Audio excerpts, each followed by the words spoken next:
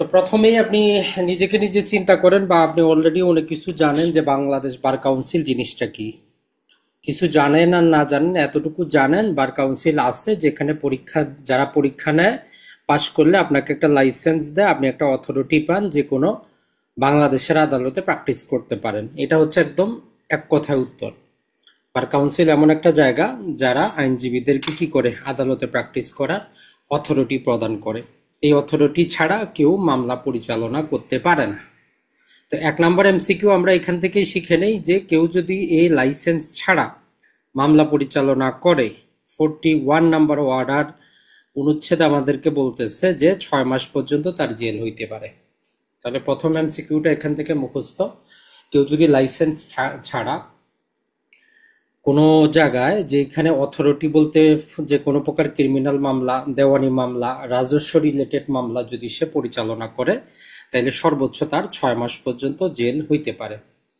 আর বার কাউন্সিলের মধ্যে এখানে ধারা ব্যবহার করা হয় না, যেহেতু এটা একটা প্রেসিডেন্সিয়াল অর্ডার। এই জন্য আমরা এখানে প্রতিটার মধ্যে ওই তামাদি আইনের মতো আপনি আর্টিকেল ব্যবহার করবেন, অর্থাৎ অনুচ্ছেদ।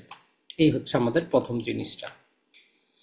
এখন এই সংক্ষেপে আমরা বিবিসি নিয়েছি, তাই বলে আপনিও এই সংক্ষেপে ব্যবহার করবেন না, বাংলাদেশ বার কাউন্সিল ব্যবহার করবেন। আর এর পূর্ণাঙ্গ একটা বড় নাম আছে, ওই নামটা টোটালটাই মুখস্থ রাখবেন। ওই নামটা আপনাকে অবশ্যই মুখস্থ রাখতে হবে, কারণ লিখিত পরীক্ষায় টোটাল ওই নামটা লিখতে হবে। ভাইভাতে জিজ্ঞেস করলেও আপনাকে ওই টোটাল পূর্ণাঙ্গ নামটা বলতে হবে। তো এই জন্য legal practitioner and bar council order যেটা আছে, এই নামটা মনে রাখতে হবে। আমরা প্রথমে বার কাউন্সিলের কিছু বৈশিষ্ট্য দেখি, যেগুলো থেকে অনেকটা গভীর থেকে মাঝে মধ্যে এমসিকিউ আসে, যে বার কাউন্সিল জিনিসটা কি। তো দেখেন, বার কাউন্সিল জিনিসটা কি যদি আমরা বলি, প্রথমেই বলতেছে যে এটা একটা সংবিধিবদ্ধ প্রতিষ্ঠান।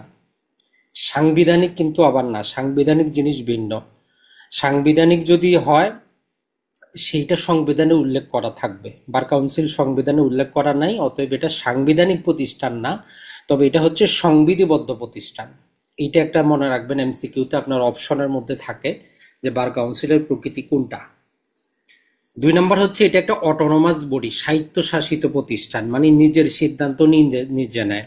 পরীক্ষা কখন হবে, রেজাল্ট কখন হবে, কি কি তারা আরো নতুন নিয়ম কানুন করবে, তাদের সিদ্ধান্ত তারা নিজেরা নেয়। এই জন্য এটাকে বলি যে আমরা অটোনমাস বডি। 3 নম্বরটা হচ্ছে যে এইটা একটা চিরস্থায়ী প্রতিষ্ঠান, পারপিচুয়াল তার সাকসেশন আছে, মানে আজকে যারা দায়িত্বে আছে এরা যদি নাও থাকে, 20 বছর পরেও থাকবে, 20 বছর আগেও ছিল, আরো 100 বছর পরেও থাকবে। আপনার পরবর্তী প্রজন্ম থেকে প্রজন্ম যতদিন পৃথিবী আছে, বার কাউন্সিলও থাকবে। তো এই জন্য আমরা এক শব্দে বলি যে এটা পারপেচুয়াল সাকসেশন থাকবে।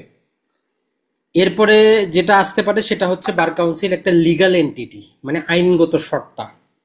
নর্মালি বাংলাদেশের আইনে আপনি যেমন একজন ব্যক্তি, আপনি হচ্ছেন একটা কর্পাস বডি। এখন আপনি কি করতে পারেন, চুক্তি করতে পারেন, আপনার বিরুদ্ধে কেউ মামলা করতে পারে। সেম একই রকম ভাবে যখন আমরা পার্টনারশিপে কোনো ব্যবসা করি, একটা পার্টনারশিপ করি, সেটা একটা লিগাল এন্টিটি হয়। যখন আপনি একটা কোম্পানি খুলেন, কোম্পানি একটা লিগাল এন্টিটি হয়, কোম্পানির বিরুদ্ধে মামলা করতে পারেন, কোম্পানির নামে গাড়ি বাড়ি ক্রয় করা যায়। একই রকম ভাবে বাংলাদেশ বার কাউন্সিল হচ্ছে একটা লিগাল এন্টিটি, মানে এরাও স্বাভাবিক ব্যক্তির মতোই আচরণ করবে, চুক্তি করতে পারবে, জমি অর্জন করতে পারবে, এর বিরুদ্ধে মামলা করা যাবে, সবকিছু করতে পারবে। তো ইংরেজি ভাষায় এর জন্য বার কাউন্সিলে ব্যবহার করা হয়েছে যে বার কাউন্সিল হচ্ছে বডি কর্পোরেট। এরপরে এটাকে আমরা আইনের ভাষা আর একটা শব্দ ব্যবহার করি, সেটা হচ্ছে যে এটা হচ্ছে যে আমাদের যেহেতু একটা আইনি প্রতিষ্ঠান, একটা হচ্ছে আমাদের বলছি আমরা লিগাল এন্টিটি, আবার আরেকটা থাকতে পারে যে এটা হচ্ছে একটা আইনি প্রতিষ্ঠান। এটাও কিন্তু বার কাউন্সিলের জন্য সমার্থক শব্দ। আরেকটা যেটা হচ্ছে যে এটা হচ্ছে একটা স্ট্যাচুটারি বডি, মানে ওই আইনি প্রতিষ্ঠানের নামই হচ্ছে স্ট্যাচুটারি বডি। এই যে 7টা নাম, এইগুলাই বার কাউন্সিলের প্রতিশব্দ। এখন আপনার এমসিকিউতে যেটাই থাকুক, আপনাকে বুঝে নিতে হবে যে এটা বার কাউন্সিলের বৈশিষ্ট্যের মধ্যে পড়ে। তাহলে 1 নম্বরে আমরা দিলাম এটা হচ্ছে আমাদের একটা কি সংবিধিবদ্ধ প্রতিষ্ঠান, স্বায়ত্তশাসিত বা অটোনমাস বডি। এটা হচ্ছে একটা পারপেচুয়াল সাকসেশন যুক্ত, মানে চিরস্থায়ী প্রতিষ্ঠান। এটা হচ্ছে একটা লিগাল এন্টিটি। এটা হচ্ছে একটা বডি কর্পোরেশন। এটা হচ্ছে একটা স্ট্যাচুটারি বডি। এটা হচ্ছে একটা আইনি প্রতিষ্ঠান। এখন কোনভাবে থাকবে, যেটাই থাকুক, যাতে আপনি বুঝতে পারেন, অ্যান্সারটা করতে পারেন। তো এখন আসি 3 নম্বর, যখন আমরা আর্টিকেলটা পড়বো, এখানে বলতেছে যে বার কাউন্সিলের আসলে 5টা উপাদান আছে। এই 5টা উপাদান হাতের মধ্যে মনে রাখবেন, বা বৈশিষ্ট্য বলতে পারেন, চরিত্র বলতে পারেন, ক্যারেক্টার বলতে পারেন। এই 5টা ক্যারেক্টার আছে বলেই বার কাউন্সিল, না হলে কিন্তু সে বার কাউন্সিল হইতো না। 1 নম্বরটা অলরেডি আমরা পড়েছি যে এটা হচ্ছে পারপেচুয়াল সাকসেশন যুক্ত, মানে চিরস্থায়ী তার কি থাকবে, উত্তরাধিকারী থাকবে। এই প্রজন্ম গেলে পরের প্রজন্ম আসবে, তাহলে 1 নম্বর হচ্ছে পারপেচুয়াল সাকসেশন। 2 নম্বরে বলতেছে যে এর একটা কমন সিল থাকবে। দেখবেন যে আপনার যত কাগজপাতি আছে বার কাউন্সিলের একটা সিল আছে, যেমন নোটারি পাবলিকের সিল থাকে, সুপ্রিম কোর্টের সিল থাকে, হাইকোর্টের সিল থাকে। বার কাউন্সিলেরও একটা সাধারণ কি আছে, সিল আছে। এরপরে এটা যে কোনো সম্পত্তি অর্জন করতে পারবে, এটা অর্জন করে সে রাখতেও পারবে।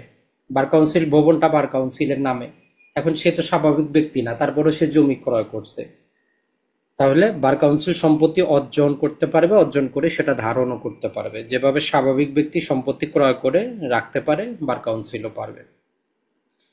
4 নম্বর বলতেছে এটা বার কাউন্সিল চুক্তি করতে পারবে। এই যে আপনাদের পরীক্ষাগুলো হওয়ার জন্য প্রতিটা যে আপনি ভার্সিটিগুলোতে, স্কুলগুলোতে গিয়ে পরীক্ষা দিচ্ছেন, প্রতিটার সাথে তাদের চুক্তি হয়েছে, প্রতিজন প্রতি তাদেরকে টাকা দিতে হয়। এই যে পরীক্ষাগুলো হয় শুক্রবারে শনিবারে, এই জন্য হয়, স্কুল বন্ধ থাকে, এটা ওই প্রতিষ্ঠানের এক্সট্রা একটা ইনকাম। তো এই জন্য বার কাউন্সিল কর্তৃক তাদের সাথে চুক্তি হয় যে আমার এতজন ছাত্র 1000, প্রতিটার বিপরীতে আপনি 500 করে দিলে টাকা হিসাব করেন, অত টাকা তাদেরকে দিতে হয়। তার মানে বার কাউন্সিল চুক্তি করতে পারে। আরেকটা হচ্ছে মামলার পক্ষ হইতে পারে, বাদীও হইতে পারে, বিবাদীও হইতে পারে। আপনার বিরুদ্ধে মামলা করতে পারে, আপনিও বাংলাদেশ বার কাউন্সিলকে বিবাদী রাখতে পারেন। তাহলে এই 5টা আপনি অবশ্যই মুখস্থ রাখবেন। যে কোনো সময় একটা অপশন দিতে পারে যে কোনটা বার কাউন্সিলের বৈশিষ্ট্যের মধ্যে পড়ে না, বা কোনটা বার কাউন্সিল সম্পর্কে সত্য না, যে চুক্তি করতে পারে না, সম্পত্তি অর্জন করতে পারে না, বা তার কোনো সিল নাই, এরকম অপশন থাকতে পারে। তাহলে এই 2টা ছিল আমাদের বেসিক আলোচনা। এই 2টা যদি আপনি বুঝেন, বাকিটা অত বেশি কিছু না।